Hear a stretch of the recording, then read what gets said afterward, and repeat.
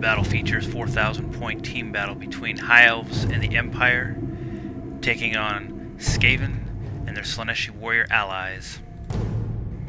Along the march south, the Skaven were stopped by an Imperial army who had brought their High Elf allies with them. The Skaven sent dispatch orders to the Slaaneshi allies, who answered their call and returned with forces of their own. The armies were built using campaign restrictions. The Slaaneshi army weighed in at 2,300 points. Brought 3 characters: a level 2, a Chaos Lord, and the Army Standard Bearer. All units are marked with the mark of Slaanesh.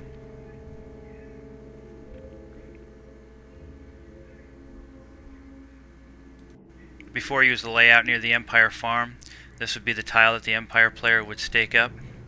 The High Elf player staked up a barren tile. A road was randomly generated. The terrain is for the most part unremarkable, other than there's a building on the Chaos/Skaven deployment zone. There is also a forest in the center of the table, as you can see, and an arcane rune behind that. On either side of the table are 2 hills.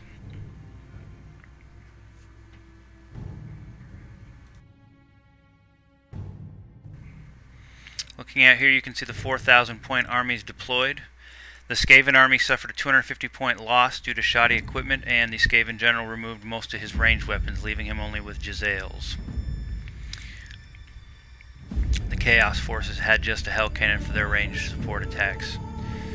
This meant that the Skaven and the Chaos side only had 2 ranged units total in the army, going up against a High Elf and Empire army that had several guns and war machines, as well as the advantage in magic, as they had 2 level 4 wizards compared to the the Skaven level 4 and the Slaaneshi level 2. Here you can see the deployment laid out. Within the building, the Jezzails have taken advantage of the hard cover. Going down the middle, there's a unit of Marauder horsemen. They are standing next to a hound screen in which the Chaos Warrior Battle Standard Bearer sits.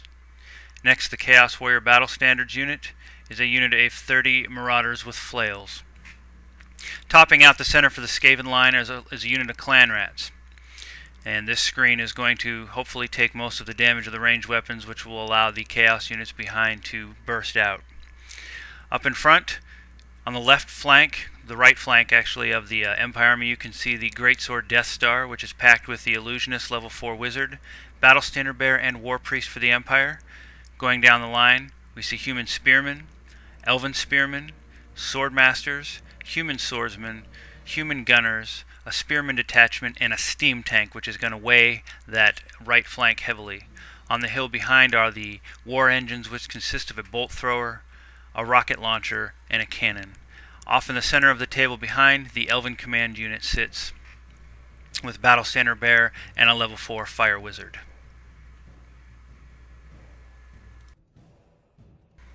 On the right flank, you can see that the Elves have spread themselves out really thin. There's an Elf Spear unit and a Sea Guard unit, and across the way from them you can see the Hell Cannon and the Screaming Bell. The Hell Cannon and Screaming Bell were actually flipped in their deployment due to an Empire stratagem which forced them to flip their places after deployment. The Hell Pit Abomination is next to the Screaming Bell. Behind that we have a unit of Armored Marauders, which are led by the Chaos Sorcerer, and they are screened by 40 Skaven slaves. On the extreme far right, next to another set of woods, is a unit of Storm Vermin, and they are screened by another unit of 40 slaves. The weight on the right side is very heavy, with only 2 very lightly armored Elven units to protect this.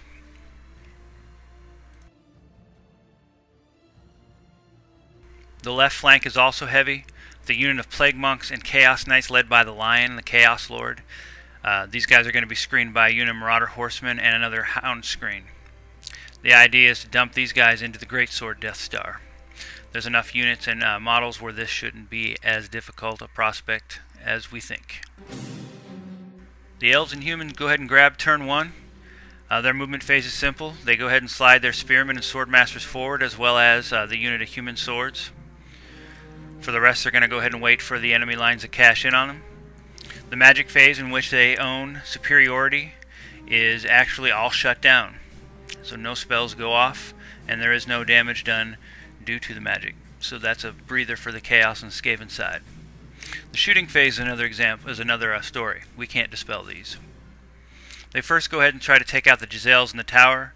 The archers go ahead and take shots, but miss due to the hard cover. So the Giselles right now are fine. After that, the clan rat unit in the center goes ahead and gets shot at. There's 40 of them.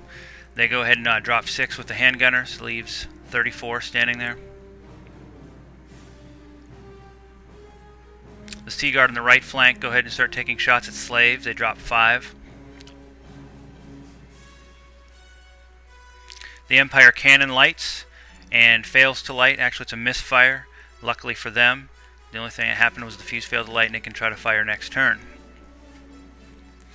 The rocket launcher is a different story. Firing at the Marauders in the center with the flails, it's a direct hit, killing 7 of the 32. Luckily, the Mark of Slaanesh prevents them from having to take a panic check, but that dent in their numbers is noticed. After that, the bolt fire goes ahead and fires a volley shot into the hound screen, but actually only 1 hits, and that fails to wound. All in all, then the steam goes ahead and fires its cannon at the screaming bell, but rolls a 1 to wound after a direct hit.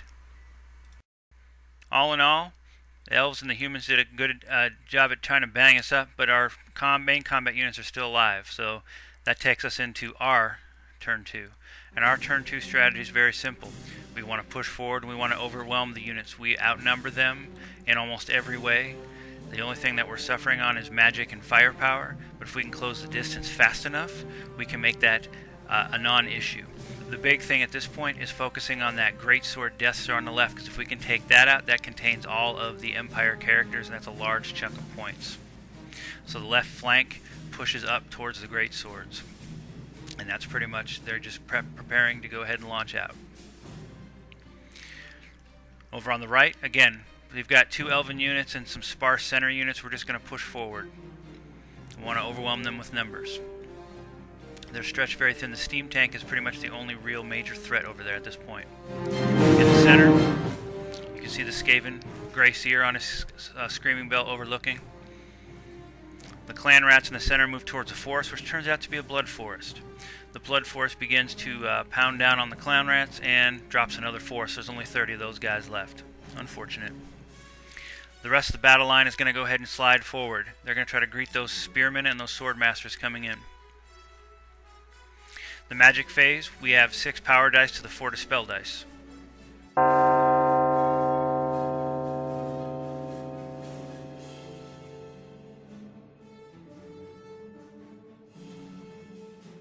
The screaming bell does go off, and it allows the bell to actually move behind the Abomination. We're trying to pick up some lost ground from that deployment switcheroo.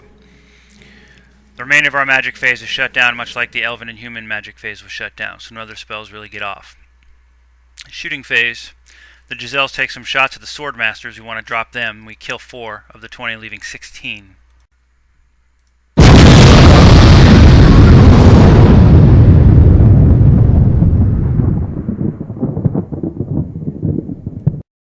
The Hell Cannon is going to launch a perfect shot at the Greatswords, and it's going to drop 6 of the 20, leaving just 14.